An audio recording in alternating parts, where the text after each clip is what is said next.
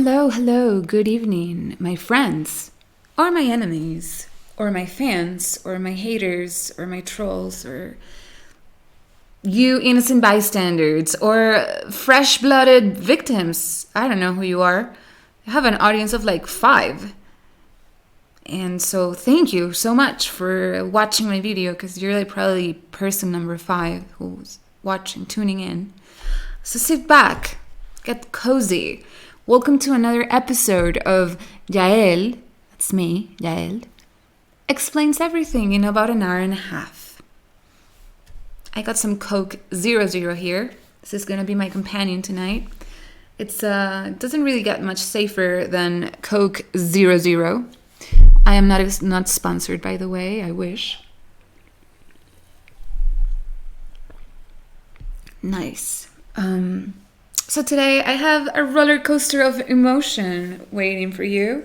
I'm going to tell you the saddest, most pathetic thing that has happened to me this year. And I hope that you will appreciate how pathetic I was and also how courageous I am for telling you this and showing my face. I hope you appreciate this. All 5 of you. So the story that we're going to talk about today is how I was broken up with on my birthday via text message by my Filipina cleaning lady. It was pathetic, all right? It was you might be thinking, come on, it's not so sad. I mean, it's just a clean... No, wrong, okay? Wrong. She just happens to be the only human being that I had regular contact with on a daily basis, all right? This is my one thread, the one thread that was connecting me to the normal human experience was this woman. And granted, I paid her for it. She was like my sister. A sister who did all my housework and charged me a salary for it. But a sister nonetheless, okay? Don't judge me. Respect my feelings. It's cancer season. Anyhow, the story is really pathetic. And I hope you're prepared for all this patheticness that I'm throwing your way. I promise you that I am cool. Please clap. I'm a cool human being. I just have my moments, all right? We all have them. So this story begins when I was about to turn 29 again. I decided that this year I was not going to stay home and eat a whole chocolate cake on my own, like I do every year, in front of the TV, watching reruns, right? This year, I was going to go out. I was going to show my face to the world. I was going to be 30 and flirty and thriving. And so I got myself a really cute dress. Cute and overpriced. I got bangs. I got a stupid handkerchief for my neck. I got a manicure. I got reservations at this super fancy restaurant. And you want to know how I found it? Because I have no friends or family here. I literally went to Google and I typed in, what is the restaurant all the famous people go out to celebrate birthday parties in Madrid? And I found this place called Amazonico. Amazonico was not just a restaurant, no, it was an experience. You see, Amazonico, the moment you enter the place, you're attacked by nature, stuck to the walls and the ceiling. It's like rainforest or something. There's like a lot of plants. I am a fan of plants. I have many plants. I love plants. I thought it was cute. I envisioned myself sitting there among all these famous people who are also eating there, because remember, it's the place famous people go to for celebrations. And all this nature hanging around me. And I envision myself having really overpriced and expensive snails or something, celebrating my birthday on my own, but happy about myself. On my own, yes, but confident in my solitude. On my own, yes, but in killer heels that were painful but incredibly sexy. And so I went. So I made my reservation. I got in this cute overpriced dress that I bought. I got my face on, grabbed my purse, said goodbye to Nana, and went to Amazonico. I don't know if it had any Michelin stars or anything. I never really checked. But I figured it would be good because it's the place famous people go to, right? Right. So I go there and I sit on the table and they give me this perfect table. It's like right in the middle of the forest. There's like a gigantic giraffe made of raffia sitting on the patio, and I can see it clearly from my table. And also, for some odd reason, a huge hammock, like half a meter away from my table. And I can survey all the territory with my eye. And I'm very happy to be there. It's my birthday. So I call the maître, because there's a maître. It's not a waiter, it's a maître, to order. And I order the most fancy sounding dishes on the menu. The first dish was a tuna tartare, which I thought would be good. Like, from the description, it sounded delicious. It was a toro tuna, like a fatty Japanese tuna, and it was a tartare made out of it with some sort of sauce, I don't know, and some caviar on top. And like, caviar, like, why not, right? So I order this thing. I order a bunch of other things. And first of all, the caviar arrives, and it's like some sort of weird tuna ice cream. I'm not even kidding. It's like cold, ice cold. It's in a tin on a bed of ice, and it's creamy. Okay, like you can stick your spoon into this thing, and the spoon like remains like vertical, like in it, but at the same time, once you like take a scoop out of it and put it in your mouth, it's like. And for some odd reason, because this wasn't weird enough, they decided to throw some berries in there. So I was eating sweet tuna ice cream on my birthday, right? It doesn't matter. I thought the next dish is probably going to be amazing. So I'm going to push through this, okay? Next dish arrives. I had ordered this weird guacamole with mango and coconut. I thought it would be a good idea. And instead of bringing it with chips, like nachos or something, they made this with plantain. Like, it's called patacón in Cuba or tostón in Venezuela. It's like plantain that's been kind of like smashed and fried.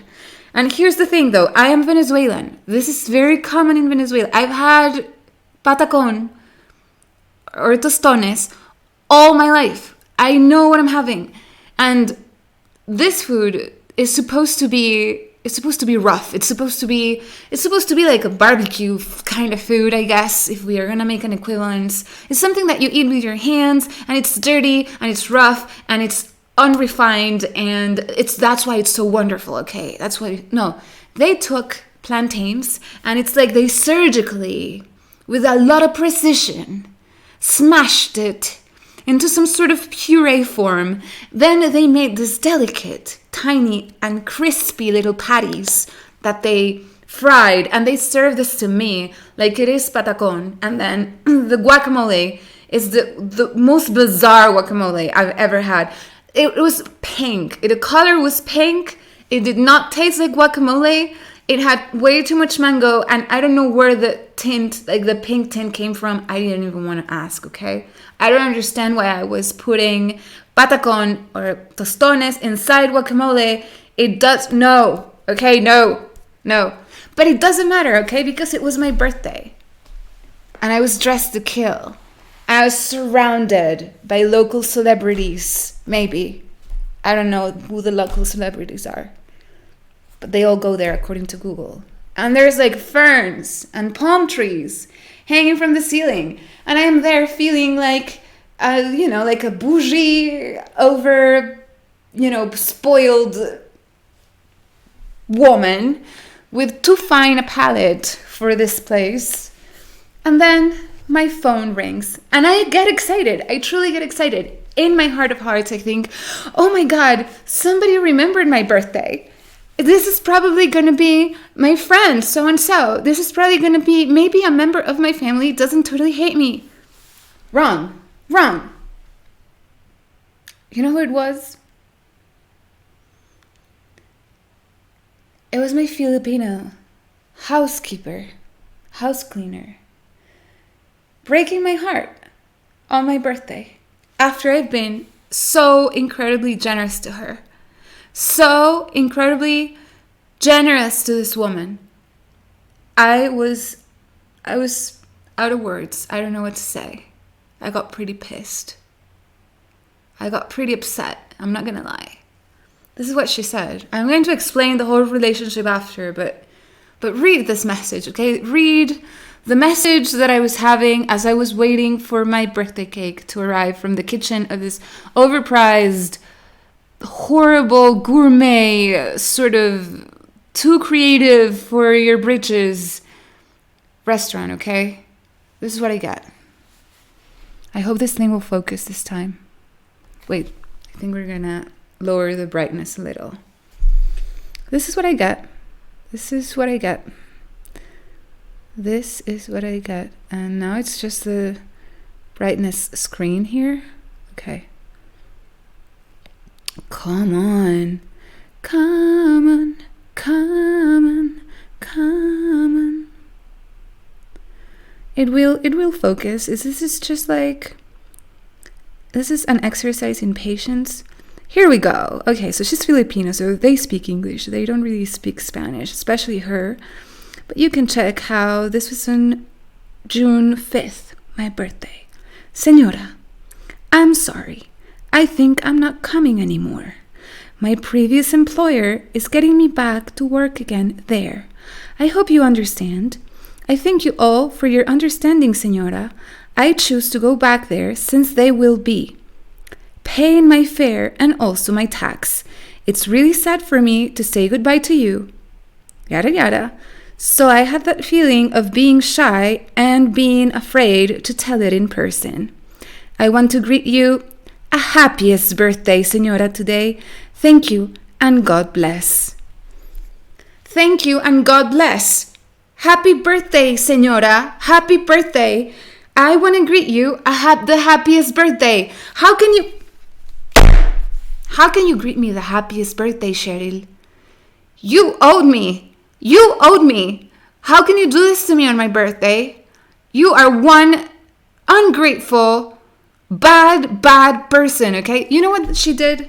I'm going to explain what she did to you, because this part of the story is the part that makes everything fall into place and make sense, okay? So this woman starts working in my house. She just got from the Philippines. And the reason that I got her was because I had been in a journey of finding a housekeeper for like a year, and I had been through so much, and I'm talking about people who came to my house and stole half of my closet, all right? I had so many different like disappointments and horrible experience, like literally horrible experiences with different cleaning ladies that I got, that I decided to finally heed the advice of the locals. And they keep saying that Filipino maids are the best maids. And they're more expensive than locals, and they're also from the Philippines. So they don't really speak Spanish, but that's fine because I speak English. So, but normally when I go somewhere, I always try to like hire locals, right? Because, I don't know, it's just, I guess it's like an ethical kind of thing in my mind. But I thought, okay, you know what? I'm tired of getting robbed. I'm tired of being lied to. I'm tired of having people in my house doing bad things to me. So I'm going to give Filipinas a chance, right? So I Google, where do famous people... Where do famous people get their home, their house help? And I get to this agency and I contact them. And the owner of this agency is the wife of a football player. So she's like very famous. I don't know. And she like I guess she has like a lot of high class contacts in her life. And she gets the cleaning ladies from the houses of these people. I don't know. Fact is, I call this person. Everything is fine. They send me a few women. I do the interviews, and one of them was this woman named Cheryl. Now, I had to pick one. I picked her. Why? I don't know why. I don't know. No rhyme, no reason. She was young. She seemed energetic. I like that she was kind of like meek. It looked like she wouldn't cause trouble, so I picked her. And she started working at my house. Now, because I keep odd hours and my life is a little bit messy, the schedule was from 2 p.m. to 10 p.m. So she would arrive at 2 p.m. and she would clean and cook and leave by 10 p.m. The idea being that she would serve dinner and clean up after me and then leave. Right? Okay. So she started working, and she would arrive, and she didn't know anything because she was so young. So I had to like teach her what I knew and ask her to like get some people to teach her because she was hopeless in some departments. I taught her how to cook. I taught her so many things. And then what would happen was I realized, I got the feeling that she was doing things like she was rushing a lot. Like she was always in a rush, and she would always ask me to leave early. Like one day her schedule was until 10 p.m. I was paying her for a full-time job. And it would happen that she wanted to leave 1 hour early, sometimes an hour and a half early. And I would always have to tell her, no, listen, I need you to stay here until 10 because I need you to make dinner and serve dinner and pick up. And so you can't leave. Even if you finish the housework, you can rest. You can sit down at the table. You can watch a movie. I don't know. You can just do whatever you want. But I need you to be able to fix dinner for me, all right? Okay. But she would still continue to leave early and without even asking me. So one day I kind of sat her down and I told her, look, I understand that maybe this schedule is hard for you. I don't know what you do with public transportation. I don't know how far you live from my house. I can understand if this is a problem for you. We can try. So what we can do is, instead of leaving early every day and me feeling like this, why don't we change your schedule so you start working at 1:30 and then you can leave at 9:30, or 1 p.m. and you can leave at 9. Oh, okay, señora. Thank you so much, señora. Okay, fine. So she would do this from the very next day. She would come 1 hour early and leave 1 hour early so that she was still doing a full-time job thing. And I thought this would make it so that she wouldn't rush so much and that she would do things, she would take the time to do things right and make me dinner and all the things. But no, she continued to rush. And the next day at 8 p.m., she wanted to leave. And that's when I told her, no, listen, this is not working.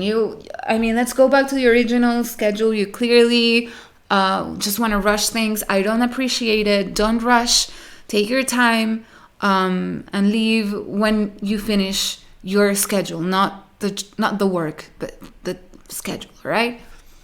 Okay. She didn't seem to appreciate the conversation way too much, but from that point on, she would stay the whole time. So that was appreciated. About 2 weeks later, she had been working in my house for about a month. She started in February and it was March.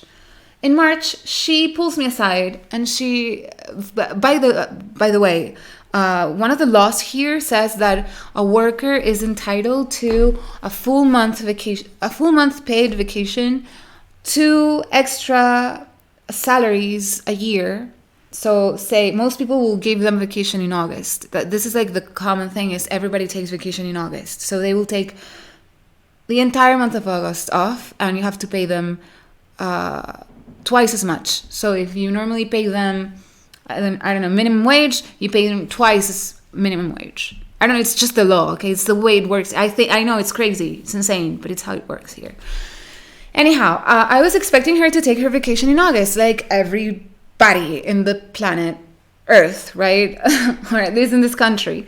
But no, in March, she had been working here for about a month. She pulls me aside and she's like, Señora, I'm so sorry. I want to ask you for a favor. I'm like, okay, what is it, Cheryl? And she's like, I want to go to the Philippines because I want to get married. Oh, okay. I'm not going to be the enemy of love, right? And I want to go next week. Oh, okay.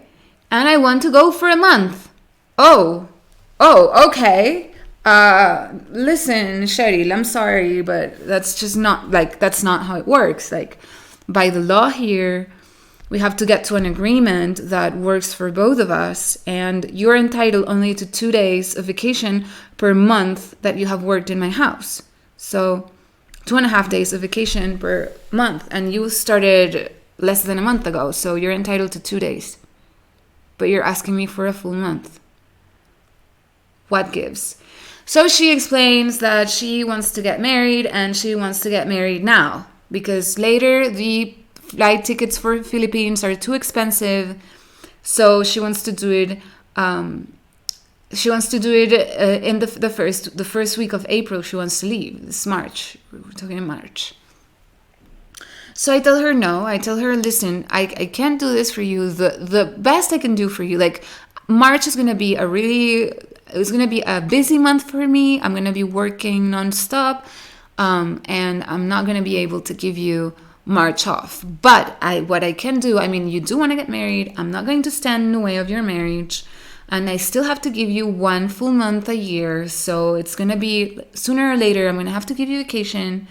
So what we're going to do is I'm going to let you leave for 20 days. Instead of 30, I'm going to give you 20, and I'm going to give them to you in May. So I'm giving you, in May, you would only be entitled to 7 days off. I'm going to give you 20. I'm giving you 13 days extra vacation so that you can go and get married and then come back and have like a honeymoon or whatever. And then come back. Of course, I'm doing this because I'm thinking this woman will be working for me for at least a year, right? So it doesn't matter because later on she will work and it'll even out. So the first red flag was, in hindsight, like the first red flag was that she would even have the nerve to ask her employer for a 1 month vacation less than a month in, right? Like, what kind of insane person would do that? So that's like red flag number 1.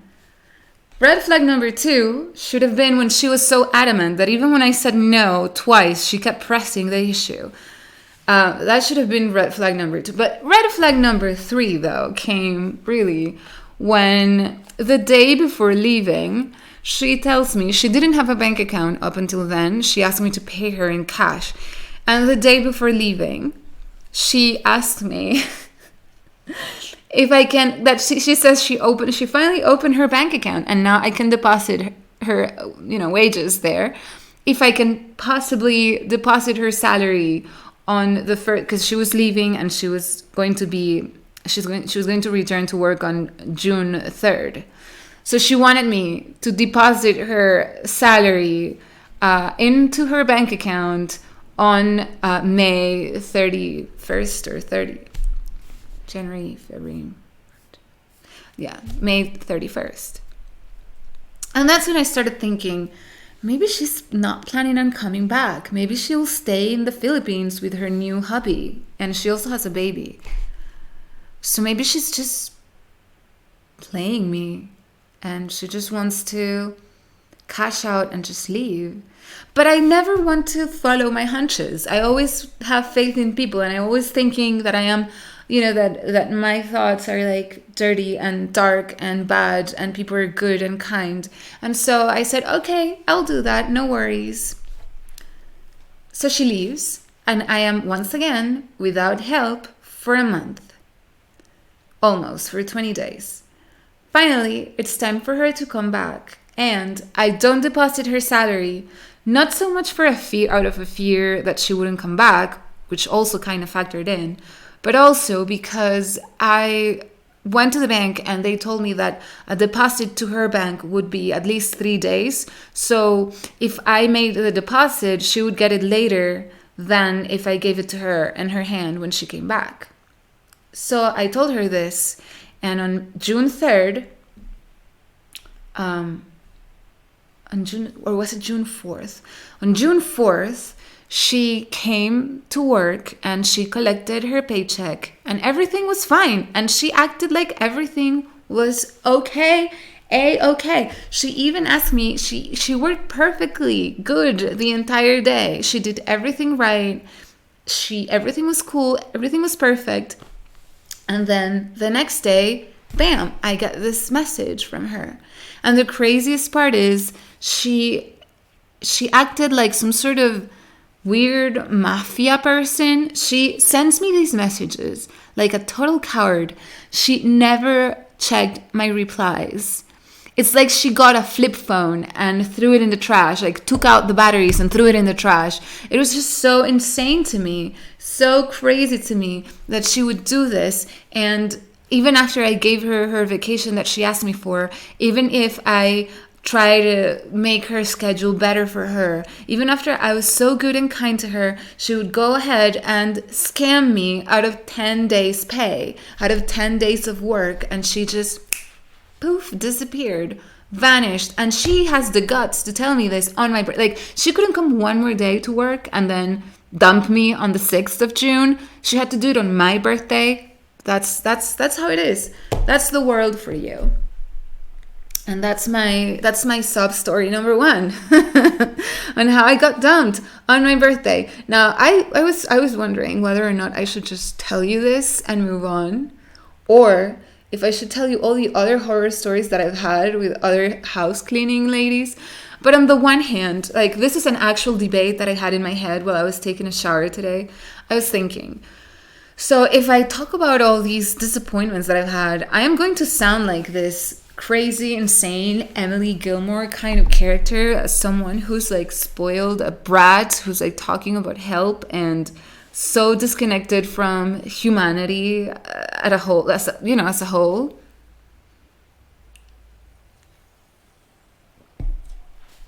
But on the other hand, I kept thinking, well, no, this is just how pathetic my life is. If I had family, I could tell you sad stories about my family. If I had friends, I could tell you sad stories about my friends, but I have none. All I have is a dog that doesn't love me, a dog that hates me, and a never-ending string of cleaning ladies who scam me in different ways. That this is what my life has come to, you guys. I'm 30, I'm not 29, and I'm thriving and I'm flirty, alright? This is how I spend my birthdays.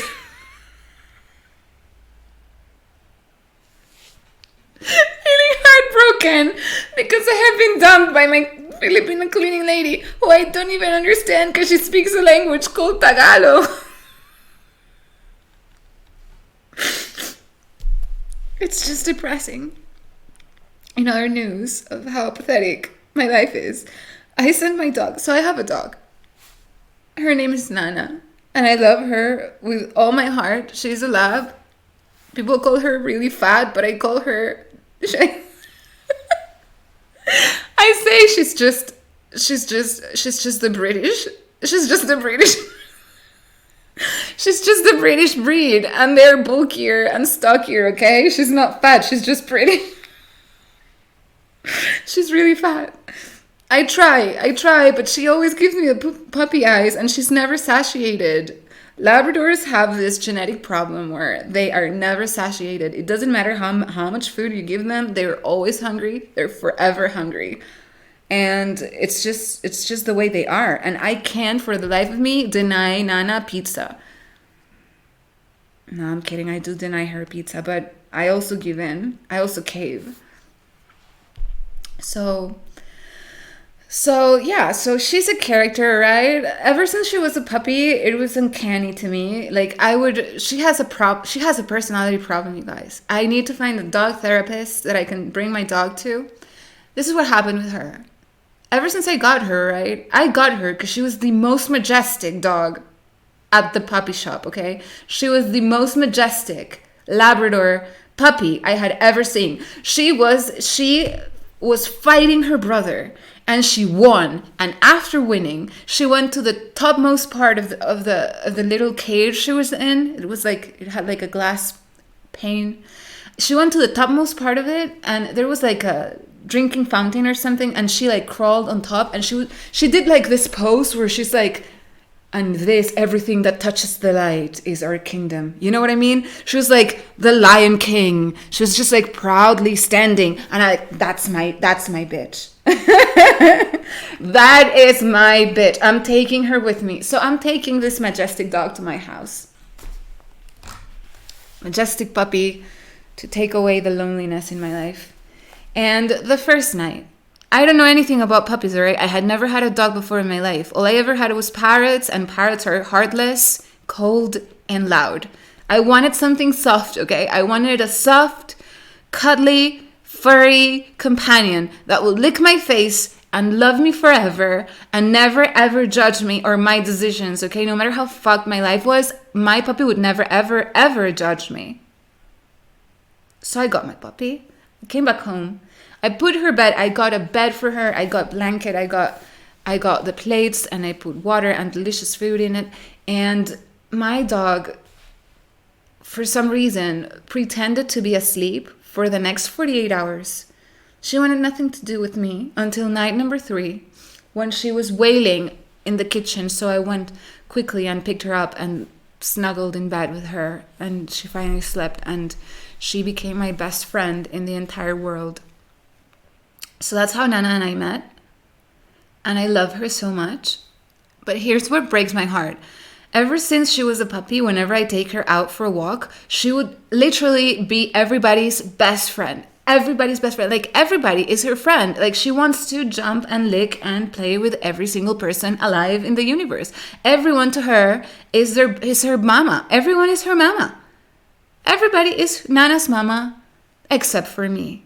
Whenever I would go back home, she would never, ever come to meet me to the door, wag her tail, or like do the puppy dance, puppies are widely known for. Ever. If the mailman came to bring me letters, she would rush straight to the door and like make this huge party that this person came to deliver me a letter. I got hit by a car 2 years ago. I was walking Nana. I got hit by a car on the knees. You know what Nana did? Nana was excited because there was a bunch of people surrounding me, and she kept sniffing everybody's behind and wagging her tail and had that stupid little dog smile. Like this. I was half dead on the floor, and instead of being worried about Mama dying, she was partying it up with the people that came to rescue me. She was excited. So anyhow, Nana's fat and enthusiastic, and maybe is a little bit confused about who loves her. So every once in a while, I will send Nana to the country. I found this really great place, and they have dogs of their own, and it's like in the country, and they have lakes, and it's not lakes, like more like ponds, and mud, and all the things that make Nana very happy, and sticks, and all the awesome things, and they will let them roam freely around. They have huge terrain. They will let them roam free until the evening, and then they will put them in their like little doggy houses. So Nana is always so excited to go. She has her dog friends there, and everybody knows her and everybody loves her, and she just has a really good time whenever she goes to the country. And I send her every once in a while so she can get a little bit fit because she's so fat. And with me, she doesn't want to exercise. Like, she never wants to go out. If I take her to the park, she just sits down on the floor. She's just really lazy. But there, for some reason, whenever she comes back, she's a little bit less fat and a little bit more fit. So I always think it's good for her health. So I send Nana out to the country. And I'm over here at home, completely alone, by myself, eating a pint of ice cream, watching Netflix shows that nobody cares about, kind of sobbing, low-key crying myself to sleep. And the following day, they send me this picture of this traitor, okay? I hope this thing will focus. Come on, focus. This asshole traitor, this is Nana, by the way. This traitor over here with her tongue stuck in this woman's throat, right? She is French kissing the lady, okay? And I'm over here sobbing, crying myself to sleep, missing her so much. And she cares not about the situation that she's in. She cares so little that I'm completely sure, if I ever left her there forever, she wouldn't even miss me. She wouldn't even remember me. I'm pretty sure if I go pick her up, she will not even come say hi to me. She'll be like, that's how bad things are, you guys. That's how bad. That's what breaks my heart. So I have a Filipino housemaid that breaks up with me on my birthday, and a dog that would rather make out with a stranger than come hang out with me. Life is so hard.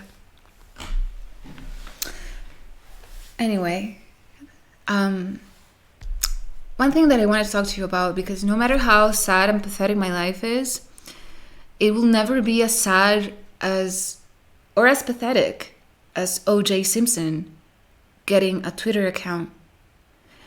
And this has blown my mind on so many levels this week. This is probably the thing that blew my mind the most this week, was finding O.J. Simpson's actual, real, brand new Twitter account. This guy, it's just incredible. And now I feel like I have to give some context, because there's a lot of young people who have no idea who O.J. Simpson was. And I have a lot of European viewers who also have no clue who O.J. Simpson is. Because, so O.J. Simpson, so I'm going to give you guys a little bit of context of why this is so mind-blowing. So O.J. Simpson was a legend, right? He was an American football legend.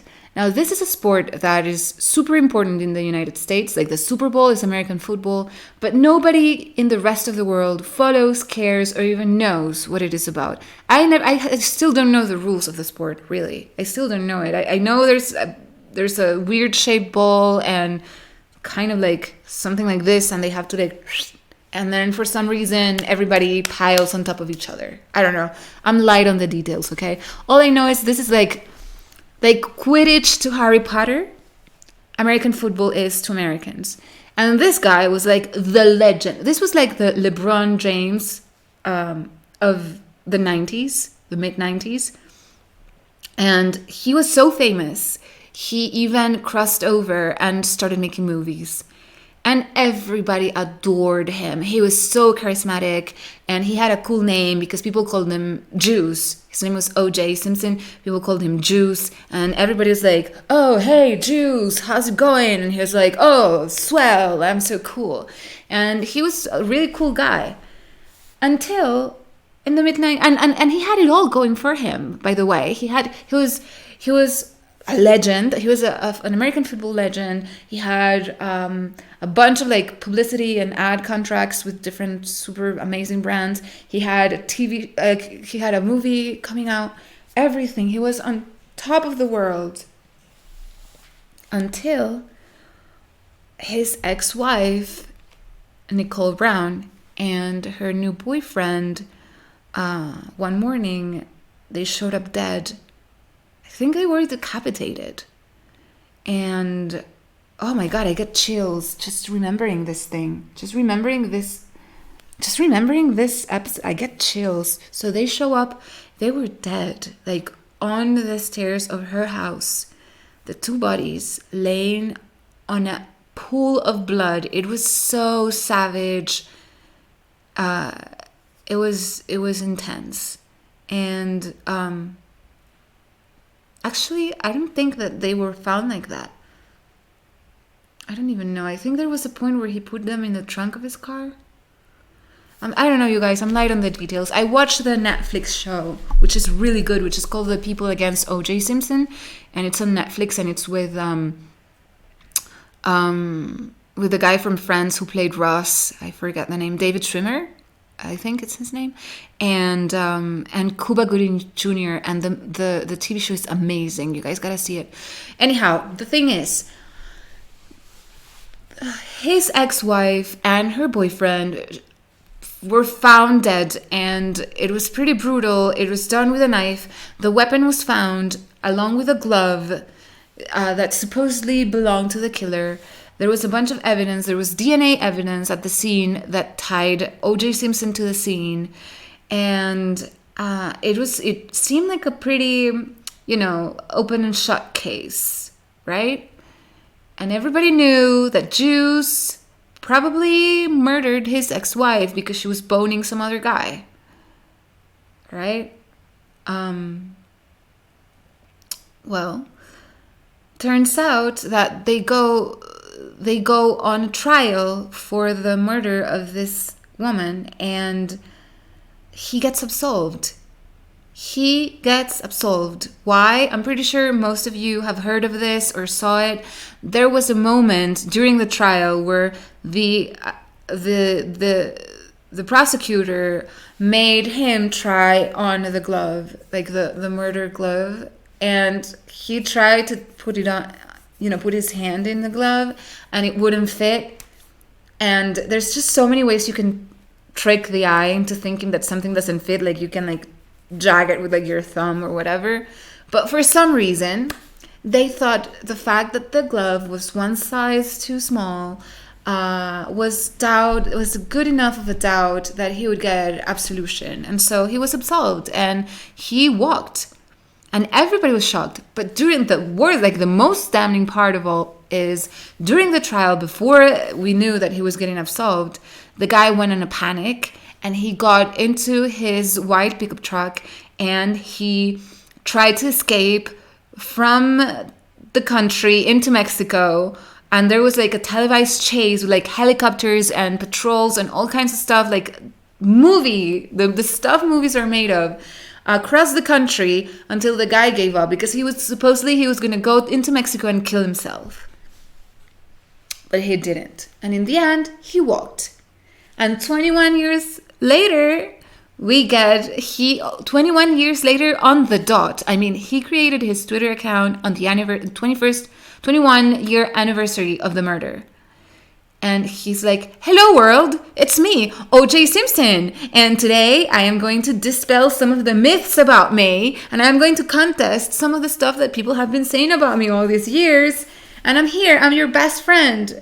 It's just literally insane. And everybody followed him, and everybody has been looking very closely at his Twitter account, because it's just nothing like this has ever happened before.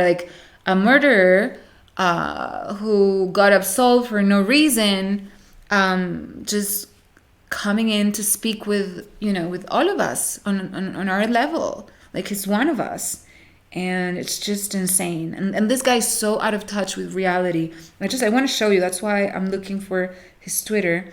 I'm following him because I don't want to miss that. It's incredible. So this is his real account. There's so many people now with fake accounts. I think this is the actual one. Yeah, it's _. Oh no, this is not the one. There's so many fake ones. Okay, this is the one. So he almost has 1 million subscribers, and I think he signed up. It says June 2019. I mean, he's been here for a few days only, and everyone is following this guy. And he is so out of his mind. I'm going to show you, because nobody believed it was him, but nobody would have believed it was him. But he shot videos of himself, selfies, videos, "Hi, it's me, OJ, your friend." right? So nobody can contest it. And it's just, here it is. I wanted you guys to see this. Hey Twitter world, this is yours truly. Now coming soon to Twitter, you'll get to read all my thoughts and opinions on just about everything. Now there's a lot of fake OJ accounts out there, so this one, at the real OJ32, is the only official one. So this should be a lot of fun. I got a little getting even to do. So God bless, take care. He got a little getting even to do. Didn't you get even already, OJ? Didn't you get even 1995 or whatever with a knife? Hey Twitter world, for years people have been able to say whatever they wanted to say about me with no accountability. But now I get to challenge a lot of that BS and set the record straight. More importantly, I'll be able to talk about everything, especially sports, fantasy football, and even politics. But for now, let me just say to my fellow fathers out there, Happy Father's Day, and God bless. Happy Father's Day. God bless. And God bless. Happy Father's Day. Hey, to my fellow fathers out there, Happy Father's Day, and God bless. Happy Father's Day from this guy. Can you believe it? Now, some of the theories around the O.J. Simpson case are... So people think maybe it was his son and he was covering up for his son. And so that would, because there was also the DNA of another person at the scene and it didn't match OJ and it didn't match any of the two victims, but it was never contrasted against OJ Simpson's son. And they think it could have been his son who did it and he just helped him out.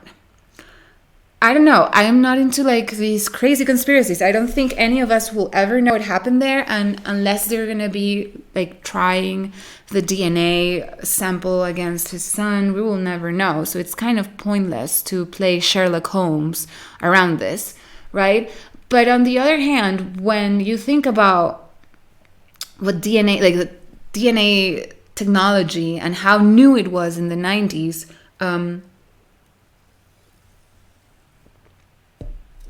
people really didn't know. People really didn't know how it worked or how definitive the evidence was because it was something brand new. So the jury didn't think that the fact that they had found OJ's DNA at the scene meant what it actually means. They didn't know how definitive and how damning that piece of evidence was. And that's the only explanation that I can have. I mean, other than the fact that everybody loved him and he was such a huge figure, everyone was afraid of saying he was guilty because they're part of the fantasy. He's the fantasy to people. He was the fantasy of success, of making it big. He was a kind of like a leader to some men because they looked up to him as a sports, legend. So thinking that he could have done something so horrible was very difficult to swallow for some people, and so he got a non-guilty verdict. And this trial was everywhere, was on the news. And it was everywhere, and it was one of the biggest cases. I think the only case that was probably bigger than this was Michael Jackson's case, because this one was just so publicized. And that's why I don't think people in Europe realize how big the fact that this guy is joining Twitter is. How crazy, insane it is that this guy that everybody thinks is a murderer. And by the way, Jews not only got that to walk away from the murder of his ex-wife, but he then got convicted on another felony because he went to Las Vegas and he robbed an establishment at gunpoint to take some memorabilia of his. I'm not even kidding. So we're talking about somebody with serious impulse management problems, right? And I think this Twitter thing is one more thing. What could possibly be the intentions behind this? I mean, but now out there, Happy Father's Day, and God bless. What is the purpose of this? Like, what is he expecting this thing will do? Does he expect that this will clean his image? Because you can use social media to come back. Like, if your image has been damaged, you can use social media to get like a second chance at redeeming yourself and cleaning up your act. But murder is not one of those cases, OJ. Murder, you can't really turn people's opinion of you by posting things about fantasy football league and Happy Father's Day. It's not how it works. Once you've killed someone, once you've dismembered someone and put them in your trunk, there's just no Twitter account is going to save you from that. And that brings me to the second felon that we were welcoming on Twitter this week, and it's following OJ's brilliant idea. We saw the comeback of Bill Cosby from jail. And this is what Bill Cosby had to say to us. Or somebody using his account. I don't really know.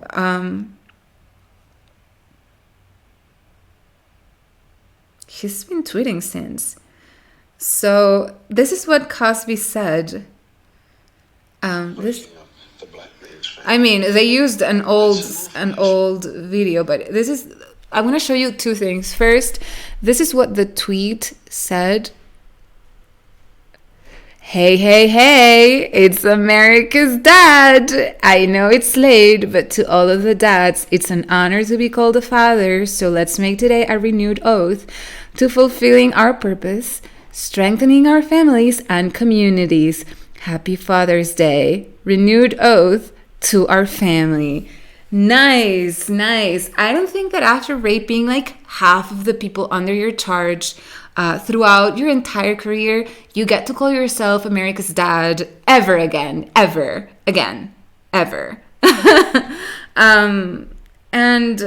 I don't know what these people are like trying to do. Here he goes. Happy Father's Day. Renewed oath. Wait. This guy is in jail, you guys. This guy is a convicted felon. This tweeting from prison. Happy Father's Day. Renewed oath to our family. Renewed oath to our community. America's favorite dad. Far from finished. Yeah, baby. Far from finished. There's a lot of young, healthy, good-looking women out there who need a leg up in the business, if you know what I mean. Jesus. And this guy's wife defended him through the entire thing. And while I do have to admire her sense of loyalty, there's just some things you don't do. Like once rape gets involved in the scenario, and once there's like quaaludes being used, that's the point when you're like stepping off the wagon, and stop defending the horrible monster. I don't know. I'm losing faith in humanity, you guys. Losing faith very quickly that humanity has any redeeming qualities. I don't understand how you can do any of these things. I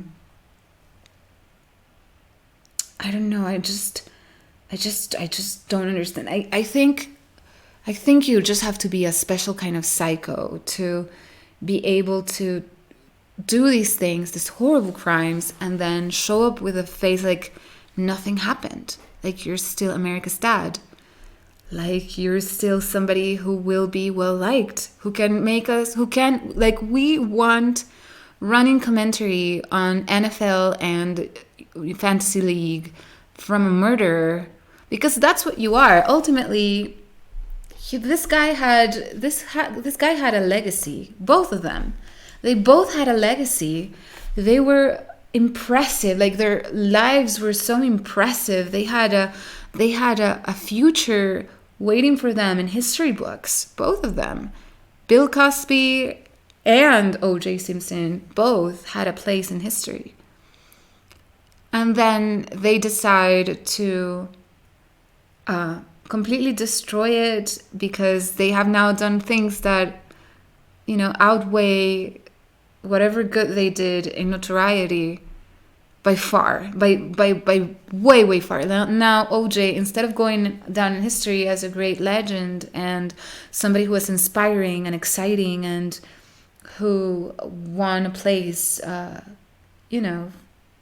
place of, I guess, a prominent place, a visible face for the Black community in the United States. Now he's going down in history as just a murderer, somebody who murdered his ex-wife. And the same thing happens with Bill Cosby. And it's really sad that they didn't think of all the people that were that admired them for so long. Like Bill Cosby, I watched the Bill Cosby show growing up. I watched it. I loved it. And I saw him as a dad in a way. Like that's the, I don't know. That's the feeling that I had for Bill Cosby and all his ugly sweaters and his, was it a sax that he played? Trumpet? I don't know. And I don't know, just he took that away from America. He took that away from his own community. He took that away from people and turned his own image into this monster who would drug people and abuse them with no regards for the consequences for either the victims or himself, because ultimately he was going to be found out. And it took the victims a very long time until he lost the grip that he had on the entertainment industry. He was untouchable. And these women were fighting to get their histories out for decades. And finally they were heard, of course, once he lost his power, once he lost his spot on top, right? But now he thinks he can come back. Now he thinks he can tweet from prison and reminds us that he's America's dad. No, the only way that you're America's dad is if America was a psycho thriller, because you're a villain. And if you're America's dad, America is a thriller, because you're a villain of a dad. It's terrible, terrible business. And, well, I don't know if there's a lot more I can talk to you guys about today. I'm trying to make these more frequent and have a lot more material for you. But I'm just trying to get into the groove of things. I'm not sure yet what this will become, like this podcast. Originally, I was hoping that I could talk freely for 2 hours. But I really, this week, I don't think that much has happened that I find intriguing or exciting enough to talk about. Maybe what we will do, this would be so exciting. Maybe we could keep a box and put any exciting newsy events that happen. We could write it down in a piece of paper and put it in a box. And then when the weekend comes and I shoot these videos, I can just pull out pieces of paper and just talk about the issues one after the other. Wouldn't that be fun? I think it would be pretty fun. The other option that we have is go to Reddit and browse the homepage and see what's happening. Let's do that. I'm sorry that I'm not more prepared. I have an audience of 5. I hope you understand. Let's see. Let's open this on the proper Reddit app, because Reddit app will make everything go smoother.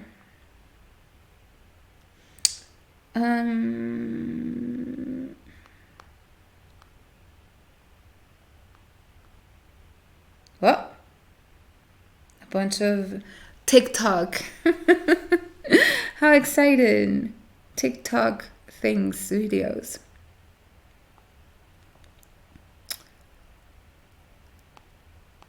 Why is everything a meme? I'm on Reddit, and this is supposed to be the internet's front page, and it's just stupid memes and irrelevant. Oh, this is exciting. So the subreddit is called Alien Theory, and this says the Anunnaki and human origins, ancient Mesopotamian cuneiform tablets, what we know. Why is this trending? It has only 7 upvotes. Maybe because I am subscribed to this crap. There we go. The Anunnaki and human origins. I don't know why I am a sucker for all of this. I don't know why. But I mean, it's either that or a rock that looks like a steak, right? This is what we have become. We as humanity, we're disgusting. This is what we spend our precious minutes on this planet doing. Looking at rocks that look like steaks on our phones. Not even in real life. It's not like, oh, look, there's a rock that looks like a steak. Oh, how interesting. No, we're looking at pictures of rocks that look like steaks in our phones and giving them upvotes. That is what humanity has become. And I'm so ashamed. I'm so ashamed. So anyway, I promise that I will be much more prepared next time. But if you liked this and you want to become a stable part of my growing audience of 5, please subscribe to my channel. And if you also are inclined, click on the bell icon so that you get notified, because otherwise it will do nothing. Subscribing will do nothing unless you click on the bell. You can also subscribe to my newsletter. I have a newsletter that I will send with my videos when I post them, and this is probably safer. I mean, you'll get the notification easy. There's higher chances that you will get the notification if you're subscribed to my newsletter, which is, I'm going to leave the link down below on the description box of this video. Okay? Thank you so much for watching today, and I'll see you soon.